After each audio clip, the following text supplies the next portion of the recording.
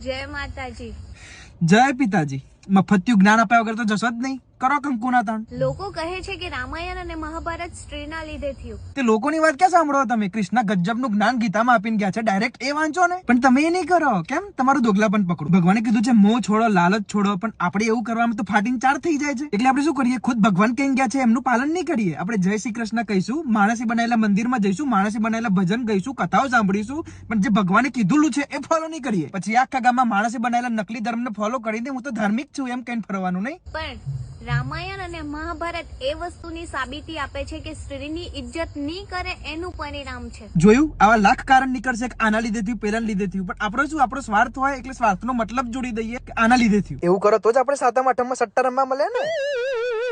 અમુક લોકો સ્ત્રીને કઈ સમજતા જ નહીં હોય. અરે શરીરથી આગળ જવાની વાત કરે છે ભગવાન. તમે કુવામાં ફસાયેલા છો અને એ કુવામાંથી બહાર નીકળવાની વાત કરે છે, અને તમે કુવામાં બેઠા બેઠા કુવાની ઇજ્જત કરો, કુવાની ઇજ્જત કરો એમ મંડાણા છો. સ્ત્રી વગર તો આપણે કઈ જ નથી. આગે કુવા પીછે ખાઈ. સ્ત્રીનો સામાન્ય આદર જરૂરી છે અને એકલો પુરુષનો બી જરૂરી છે. સ્ત્રીની ઇજ્જત ના કરવા વાળા તો કુવામાં પડ્યા છે અને તમે સ્ત્રીની ઇજ્જતની પીપુડી વગાડવા વાળા ખાઈમાં પડી ગયા. એટલે પણ વચ્ચે ઉભા રહીને જોતા શીખો ને. આપણી માં બી એક સ્ત્રી છે. વાહ, આપણા પપ્પા પણ એક સ્ત્રી છે. કાકા તમે પણ એક સ્ત્રી છો. મામા તમે બી એક સ્ત્રી છો. હું બી એક સ્ત્રી છું. આપણે બધા જ સ્ત્રી છીએ.